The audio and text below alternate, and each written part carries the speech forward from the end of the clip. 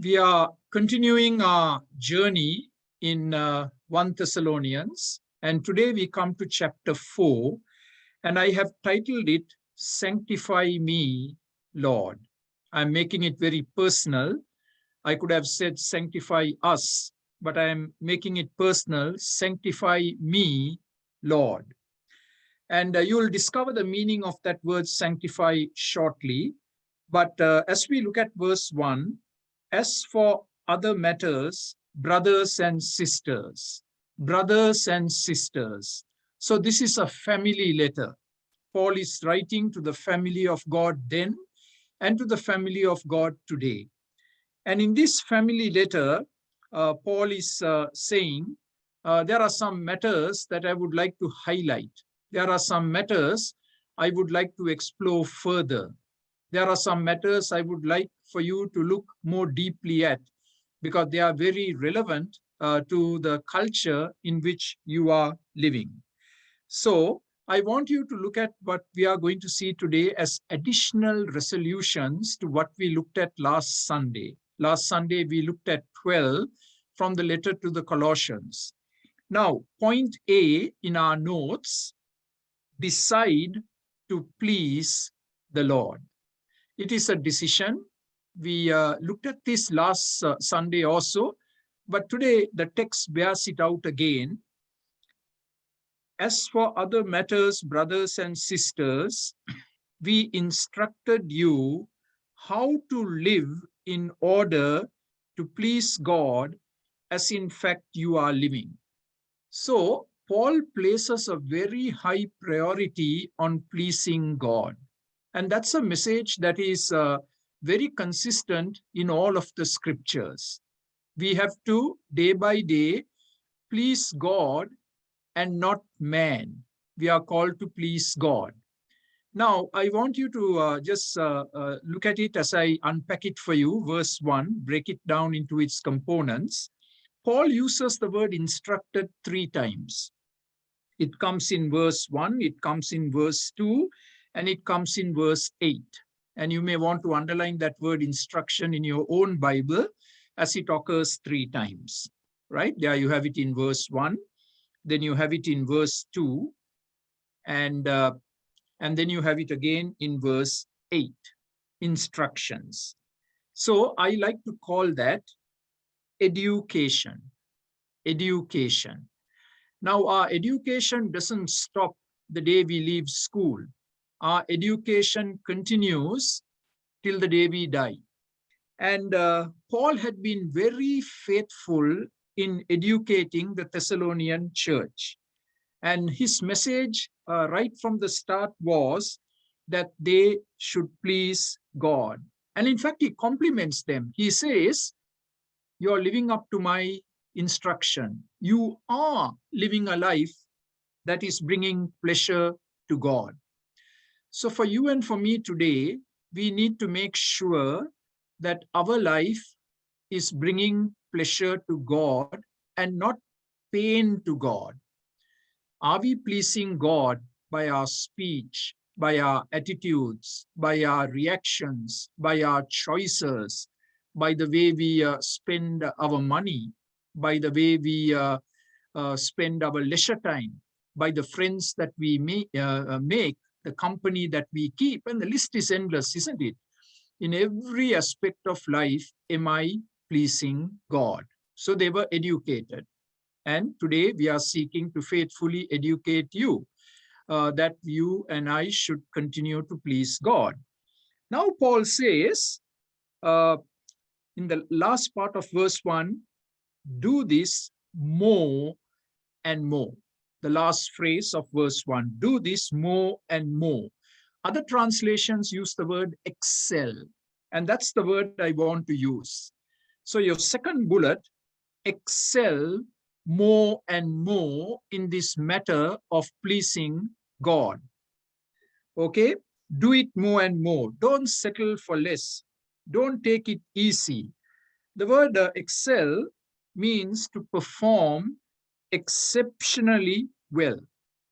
So in school, we all got report cards. And even when we work, I think there is an evaluation. and you kind of get a report card. And we are always looking for that word excel, isn't it? Excellent, excellent. We are waiting to hear those words. And that's the word Paul is using. Paul is saying, when I write out the report card with regard to your pleasing God, I want to use the word excellent. You are pleasing God. So in this new year, let's go higher and higher in the matter of pleasing God. We should not stagnate. We should not be complacent. We should aspire to keep climbing higher in the matter of excelling in pleasing God. And then in verse 1, Paul says, we ask you and urge you. So two words that he uses. We are asking you and we are urging you. Now I want to put the two words together and you get your third bullet. Paul is saying, I want to encourage you. I want to entreat earnestly. That's the meaning of the word ask and urge. Paul is coming alongside of them. Paul is kind of patting them on the back. And Paul is saying, you know, you're doing good, but just keep doing more, excel more. It's a call to action. There is a sense of urgency in Paul's voice, and he is calling them to action. And every single day, you and I need to excel in the matter of pleasing God. And then in that same first verse and verse 2, there are two interesting phrases that Paul uses. I ask you and urge you in the Lord Jesus. Some translations say in the name of the Lord Jesus. And verse 2, Paul says, by the authority of the Lord Jesus. There you have it, by the authority of the Lord Jesus. So again, I want to put the two together. This is the expectation of the Lord Jesus. This is God's standard for your life and my life, that we should please God. Paul is saying, this is not my opinion. This is God's expectation for you, that you should please God. So Paul uses two very powerful arguments in the name of the Lord Jesus Christ, meaning name always stands for the character of the person. In keeping with the character of our God, in keeping with the character of the Lord Jesus, and by his supreme authority. I am exhorting you, I am encouraging you, I am entreating you to live a life that brings pleasure to God. So that's point A.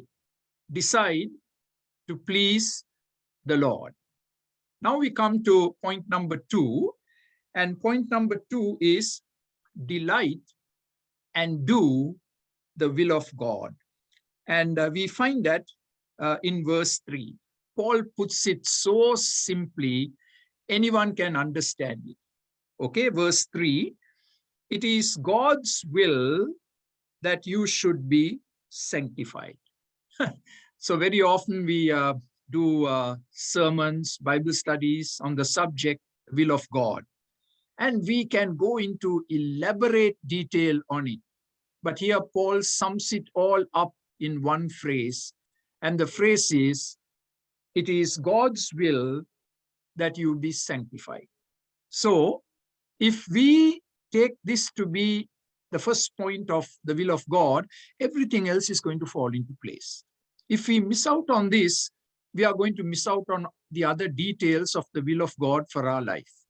So we need to take a closer look at this word sanctification. What does it mean? Now, in the Bible, you have 3 meanings to the word sanctification. And I want to give all 3 to you. They all begin with the letter P, as you can see in your notes. First of all, before we look at the first bullet, here is a great statement. The Christian's hope for the future must have a sanctifying influence upon the present. Now, that's a statement I want you to write down in your journal at your leisure. You and I have a glorious future in the Lord Jesus. And when we come to the end of chapter 4, we are going to see what that future is. But that hope, that future, must have a sanctifying influence upon the present. After the death of my wife, I have constantly said sorrow sanctifies in a way that you would never have experienced sanctification before. And I can personally say that from my experience, right? Sorrow sanctifies, and our hope sanctifies us in the present. Now let's look at these three different applications of sanctification. The first P is what we would like to call positional sanctification. Positional sanctification. So what is positional sanctification? It occurs at the very moment when you repent of your sins and when you trust the Lord Jesus Christ to be your one and only Lord and Savior. At that moment, and here you have the definition of sanctification, you are set apart from sin and set aside unto God. That's what sanctification means. You are set apart from sin, that's the negative, and the positive, you are set aside for God. You belong exclusively to the Lord, and you can't belong exclusively to Him unless you and I learn to say no to sin day by day. That's sanctification. God views us as holy because of our position in Christ. It's not all the good works that I do. It is because I have come into a relationship with God through the Lord Jesus Christ. And on the strength of that relationship, there is positional sanctification. So 1 Corinthians 6:11 is another good verse that bears this out.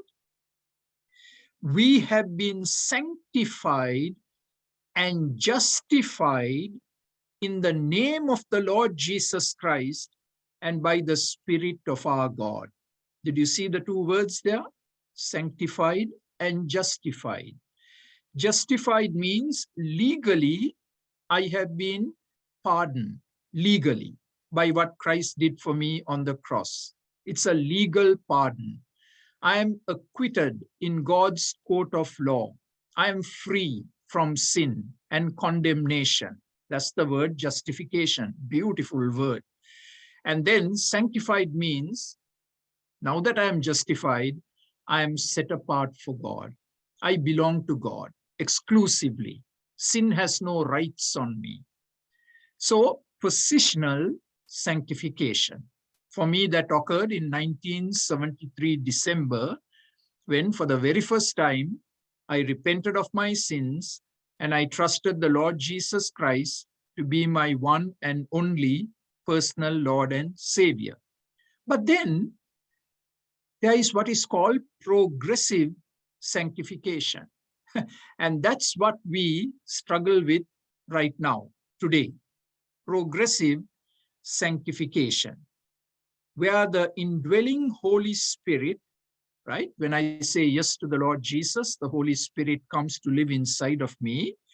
He gradually conforms our character into the likeness of Christ. That is progressive sanctification. Day by day, you and I should look more like the Lord Jesus Christ in terms of our character. The indwelling Holy Spirit empowers every believer to gain control of our sin nature and to choose to live a righteous life. Every single day, the Holy Spirit teaches us to say no to sin so that we can say yes to the Lord Jesus Christ, right? It's very practical. You can even call this practical sanctification, practical progressive sanctification. And that is what we strive for day by day. It's a battle. It's a battle. It's not easy. We hold each other accountable and we stand by each other so that we can live that pure life that God has called us to live. So we have looked at positional sanctification, progressive practical sanctification, and what we are looking forward to is the third aspect of sanctification, and we call it perfected sanctification. Perfected sanctification is the consummation of the process of sanctification when we enter into the presence of God at death and we are once and for all set apart from all sin. So it's futuristic. It's futuristic. Praise God, there is going to come a defining day when we die, when we are ushered into the very presence of God, we are perfected. We are freed forever from all the ravages of sin, both internally and externally. And I hope that you are looking forward to that day. I am looking forward to that day when we can all experience perfected sanctification. So we must delight in the will of God, which is sanctification, but not just delight in it. We must do it day by day. We must act upon it day by day. Now we come to number 3, point C in your notes, discipline your appetites. Now, our appetites fall into 2 broad categories. One is physical appetites. We all get hungry, and at least 3 times a day we eat food. Now, of course, we have to exercise discipline in our eating habits. And that's a story for another day. But today I want to focus on not physical appetites, but I want to focus on sensual, sexual appetites. And you and I are called to discipline those fiery appetites, sexual, sensual appetites.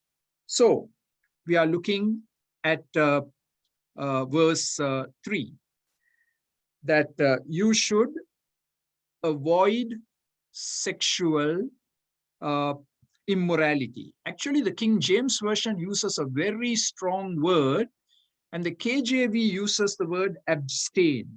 We need to abstain from all forms of sexual immorality, right? The word abstain is not a popular word today, right? But it's in the Bible, and we certainly have to practice it in our personal lives.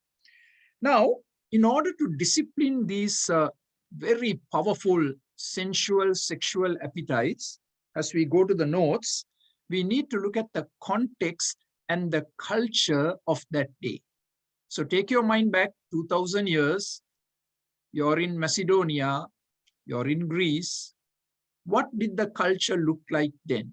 So I have a little paragraph there for you, and this will help you understand why Paul so strongly talks about the subject of sanctification.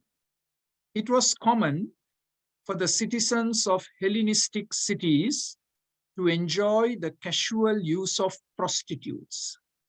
Sexual activity was a favorite sport. Like today we say basketball and ice hockey and cricket. Sexual activity was the big sport of the day. Sexual orgies were very normal. Now get this.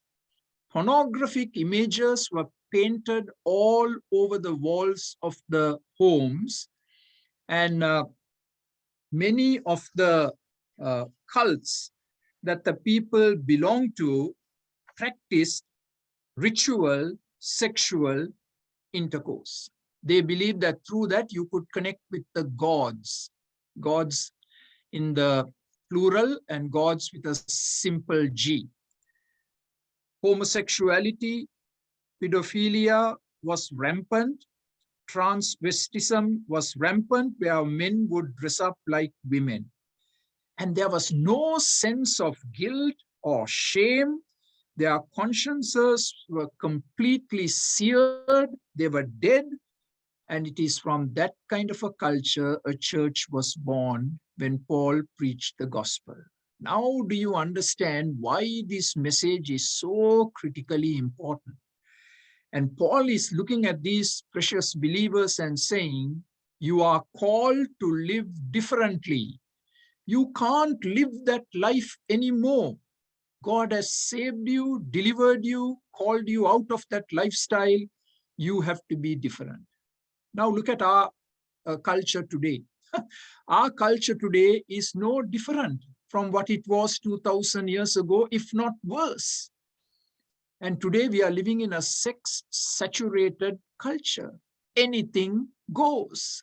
Anything goes. And people say, you have no right to tell me what to do with my body. That's a very common statement you hear. You have no right to tell me what to do with my body. I have all rights over my body. And in that kind of a culture and context, Paul is saying, learn to discipline your appetites.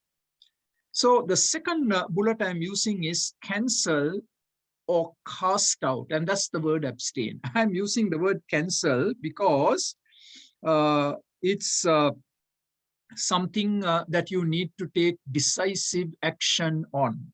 Example, you may need to cancel your Netflix. You may need to cancel your cable TV. You may need to cancel on some of the subscriptions that you have. You may need to cancel some magazines. You may need to cancel some friends who are dirty, filthy, who enjoy dirty jokes, and who have no evidence of any purity in their life at all. You have to cancel. I have to cancel. I have to cast out. I have to reject. Now, Peter would concur with the Apostle Paul. So look at this verse, 1 Peter chapter 2 and verse 11. They are all on the same web page. Dear friends, again, it's a family letter. I urge you, there you have that word urge again, right? I am pleading with you. I'm exhorting you. And there's a sense of urgency there. As foreigners and exiles, we don't belong to this world system. That's what that means. We belong to another world. We belong to the kingdom of light. We belong to the kingdom of heaven. As foreigners and exiles, and there Peter uses the word abstain. To abstain from sinful desires which wage war against your soul. That's where the battle lines are drawn, where the devil wants to take total control of the soul, and he seeks to do that by taking total control of the appetites in our life. So it's a war, it's a battle. You're in spiritual warfare, right? So that's why Paul says you have got to take decisive action. It's like if you have a cancer, it has got to be cut out. It has got to be cut and thrown out. Otherwise, the cancer is going to grow. In the same way, there are things that you need to cut out of your life. You need to perform radical surgery. That's why the Lord Jesus said, if your eye offends you, pluck it out. If your right hand offends you, cut it out, right? Is the Lord Jesus Christ talking about amputation? No. What he's saying is do something radical. Like, as I said earlier, terminating Netflix or whatever else that is causing you and me to go in this direction. Now, the third word is the word control, right? Master your passions. So we look at verse 4 again, that each of you, look how carefully Paul chooses his words, each of you. That means no exceptions, no exceptions. Each of you should learn, so it's a learning process, to control, there you have the word control, your own body in a way that is holy and honorable. So the two H words, holy and honorable. I need to control my body and I need to make it holy and honorable. If you want two alternate words, I would give the two words respect and dignity. Respect and dignity. Treat your body with respect and dignity. Treat the body of the other person with respect and dignity. Now, I'm going to ask Andrew to bring up two verses because they are very pertinent to what we are talking about now. Genesis chapter 4 and verse 7. Genesis chapter 4 and verse 7. So this is after Cain had got very angry that his offering had been rejected. Look what God tells Cain, and I'm reading the second part of the verse. And the second part of the verse says, sin is crouching at your door. What a vivid picture the Lord is painting. Sin is hiding behind your door like an animal waiting to pounce on you, to capture you, and to dominate you. Sin is crouching at your door, ready to spring on you. It desires to have you. Sin desires to overpower you. Now watch the last part. But you must rule over it. You must master it. So what was said to Cain then is said to us today. Sin is dangerous. It is lurking in the dark shadows of your door, as it were, and it's waiting to pounce on you, to capture you, and to make you its slave. But don't let that happen. You and I need to rule and master our passions by ruling and controlling our body. Now, here is another verse. Psalm 119 and verse 133. If that can be brought up, please. Psalm 119 and verse 133. Here is a very simple prayer that you and I can pray every day. Direct my footsteps according to your word. That is, every day, Lord, the path that I choose to walk, may it be in accordance with your word. Now watch the second part. Let no sin rule my life. Let no sin. Can those two words, no sin, be underlined, please? Okay. No sin. Okay. No exceptions. No sin. It might seem very harmless. It might seem very minor. No. The psalmist is saying, let no sin rule over me. So a very important question to ask is, who or what is ruling your life and my life? Am I controlling my body with dignity and respect? And the goal is to keep it holy and honorable. Now, I want to be careful in what I say. I know this is a very sensitive subject. It can get me into a lot of trouble. But can I very gently say to our dear sisters, this is why you have to be modest in the way that you dress. Because if you don't dress modestly, you are providing wide open doors of temptation for the men. Men are very powerfully stimulated by vision, by what they see. So when sisters don't dress appropriately, a man's sexual fantasy can go haywire just by looking, just by the eyes. It is said that Samson saw and he desired 3 different women at 3 different times in his life. And he got totally distracted from his holy mission, right? The key word there is the word saw. He saw and then he coveted. He saw and he coveted. So to all the dear sisters, I'm speaking as a man, please help us by being very modest in the way that you dress. In fact, I know one sister said that every time she chooses a dresser, she puts it on the bed and she looks up to heaven and says, Lord, are you pleased with this dress? And that goes right back to point number one. Can you see how practical all this is? Right?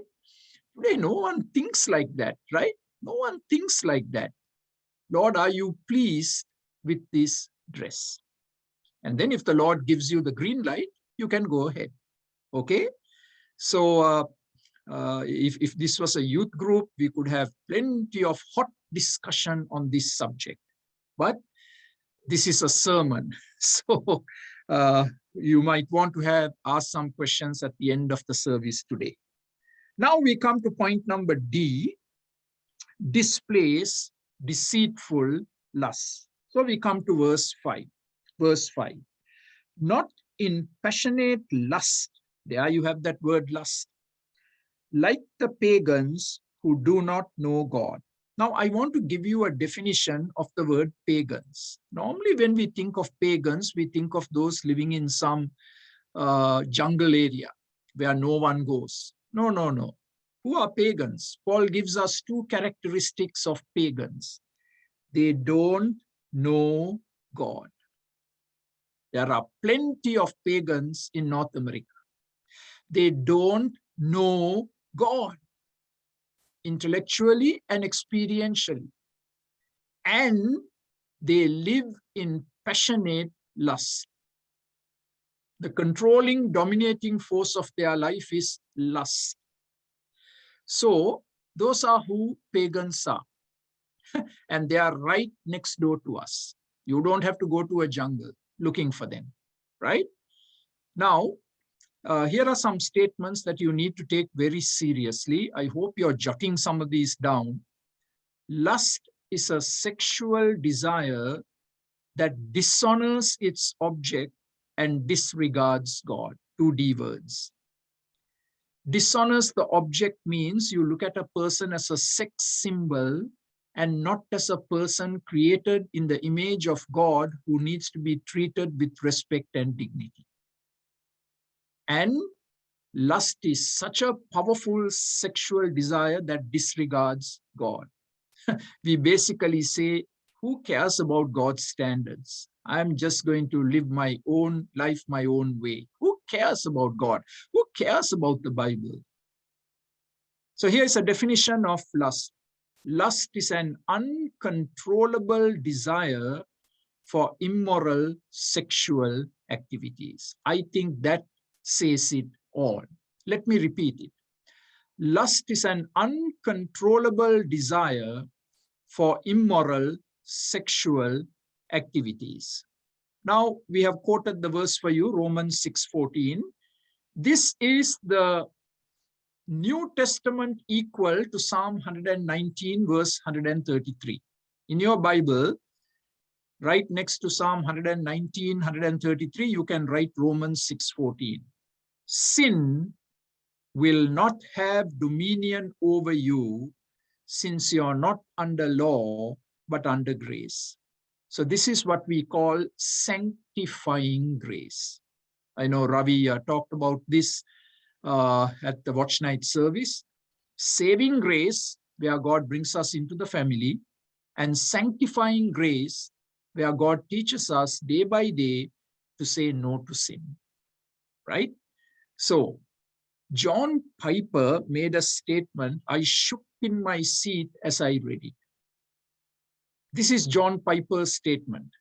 The next statement that you see on your screen. If you don't fight lust, you won't go to heaven. I have quoted some verses for you, but I'm going to ask Andrew to bring up 1 Corinthians chapter 6, verses 9 and 10. You can take your time later and check the other verses out, but we are going to take a look at 1 Corinthians 6, verses 9 and 10. Do you not know that wrongdoers will not inherit the kingdom of God? So that's John Piper's way of saying you're not going to make it to heaven. Now he's going to get very specific. Don't be deceived. neither the sexually immoral, nor idolaters, nor adulterers, and then the list keeps going on. And you've got the point. Those who don't control, it even talks about thieves there and drunkards. Can you see the word drunkards? That is why I speak so strongly against alcohol, right? And there are people who get mad at me because I love them and I want to see them in heaven. And if if our lifestyle is governed by alcohol, the Bible says we are not going to make it to heaven. That's why Paul says, don't be deceived. Don't fool yourself. You are not going to make it to heaven. 1 Corinthians 6, verses 9 and 10. Right? So please, beloved, take these scriptures very seriously. Take them to heart. Read them on your knees and ask God to show you what you should do in light of what you're hearing this morning. So here is a very beautiful line from a hymn that I dearly, dearly love. As we come back to our notes, he breaks the power of cancel sin. He sets the prisoner free. His blood can make the foulest clean. His blood avails for you and for me. Every time we partake of Holy Communion, I quote that last part. His blood can make the foulest clean. His blood avails for me. So now you may say, okay, Pastor, I get the point, but how do I control these lusts? How do I displace deceitful lust? Now here are two ways you can do it. The way to fight lust is to feed faith with the knowledge of an irresistibly glorious God. There you have it. The more we are fascinated by the person of God, the more we stand in awe of the person of God, the more we see the glory of God, that will give us the victory over our fight over lust.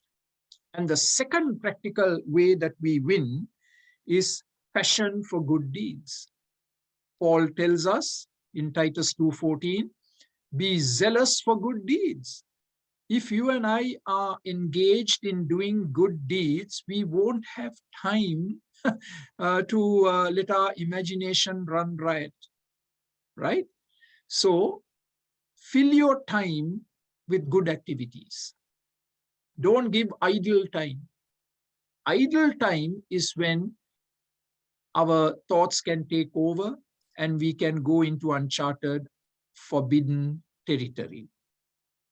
Now we come to point E, where Paul says, don't defraud your brother. Don't defraud your brother. So we are looking at verse 6. And that in this matter, no one should wrong or take advantage of a brother, right? So don't defraud your brother means don't cheat on your brother. Don't take advantage of your brother's wife. And here are two things that we need to notice. Protect others. You and I are called to protect others, right? And one of the ways we protect others is by not engaging in sexual fantasy. You know, without committing any act, you and I can commit a lot of sin in our mind, sexual fantasy. Now, for the sake of our brothers, I want to quote a verse. So, Andrew, if you can bring up 1 Timothy chapter 5, verse 2. 1 Timothy chapter 5, verse 2. And 1 Timothy 5:2 says, treat younger women as sisters with absolute purity. All of us men should have that underlined in red. Treat the younger women as sisters with absolute purity. So what is Paul telling us? Protect the sisters. Treat them as your own biological sister and do so with absolute purity. Now, Paul is going to give us a warning. If we don't listen to this teaching from the Lord, we can experience the punishment from the Lord. Now, I'm not saying this. It is said so in verse 6. Okay, chapter 4, verse 6. The second part. The Lord will punish all those who commit such sins as we told you and warned you before. God's punishment comes, the wrath of God comes on those who practice sexual immorality. Now you might say, Pastor, what way does it come? Sexually transmitted diseases, broken homes, rampant divorces. Those are just some examples of how the punishment comes. Premature death, dying before your time. We reap what we sow. That's a biblical injunction. We reap what we sow. We reap later than we sow, and we reap more than we sow. So we may think, oh, nothing is happening. Look, 1 year has gone, nothing has happened. That's because God is also merciful. But then there comes a moment when the axe is going to fall and we are going to experience the punishment from the Lord. And that is why Paul says, I warn you.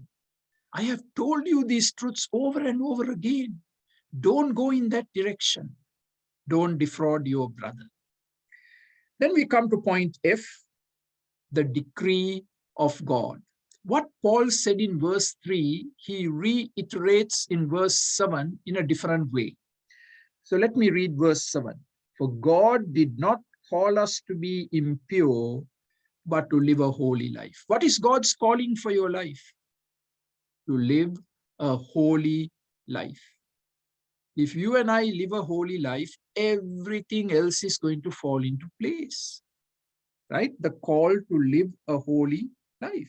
It's a command. It's a decree. So Peter would concur with Paul. So we have quoted for you 1 Peter 1:15 and 16. But just as he who called you, so there you have that word call, just as he who called you is holy, be holy in all you do. I wish we could circle that word all. For it is written, be holy because I am holy. If we say that we are following a holy God, our life should be characterized by practical holiness. Holiness in our speech and holiness in every activity that we engage in. It's the decree of God. It's the command of God. It's not an opinion. It's not a suggestion. It's a command. Now we come to point G.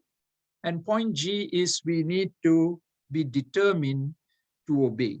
So verse 8, therefore, anyone who rejects this instruction does not reject a human being, but God. Don't reject this teaching, Paul is saying. Accept it as the word of God. Accept it as the word of God. I know within certain denominations, when the Bible is read, after the word of God is read, you would say, this is the word of the Lord. I hope all of us at the end of today's sermon would be able to say audibly, this is the word of the Lord.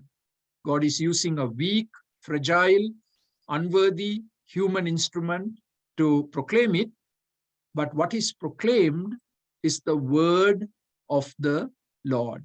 Accept it as the word of God. Don't reject it. Don't argue against it, right? And apply it to your life.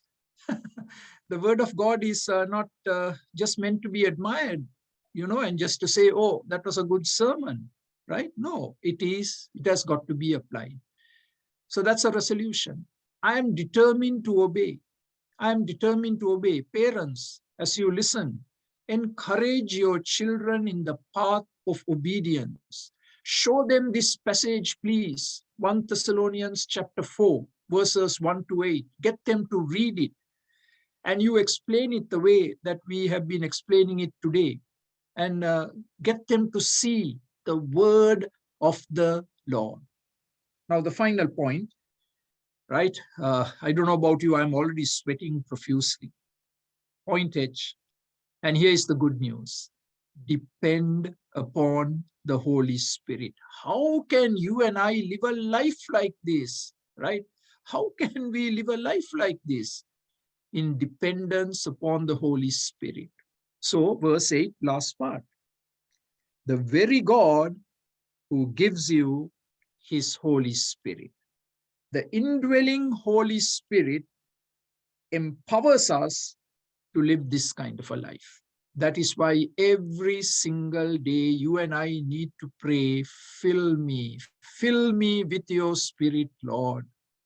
Take control of my mind, take control of my emotions, take control of my thoughts, take control of my eyes, take control of my ears, take control of my hands, take control of my feet.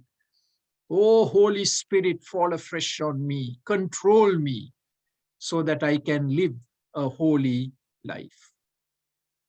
Now, I think it's very, very appropriate that in light of a message like this, we can partake of Holy Communion together. And I'm going to ask Andrew to bring up two verses from Hebrews chapter 13 and verse 12. Hebrews 13 and verse 12. So also Jesus suffered outside the city gate to make the people holy through his own blood. That's what we have been talking about this morning.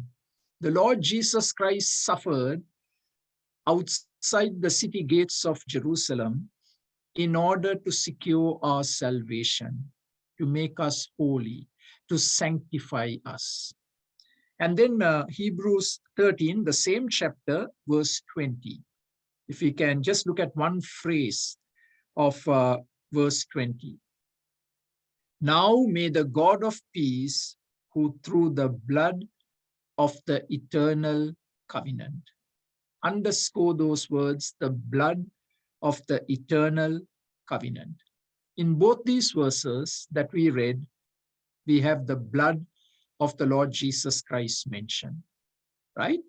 We are made holy by the blood of Christ, not by our good works. We are made holy, we are set apart by the blood of Christ.